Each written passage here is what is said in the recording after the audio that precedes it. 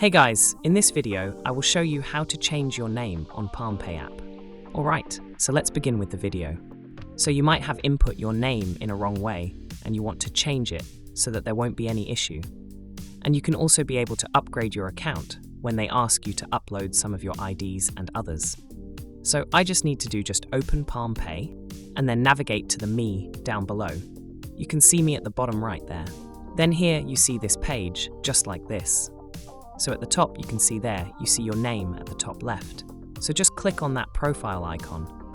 Then you're going to see this page, just like this. So the next thing you're going to do is just to click on your full name. So you can see right here, you see your full name. Then you can see Apply to modify full name. So let's say the name that you input is not correct. All you just need to do, just input the correct one.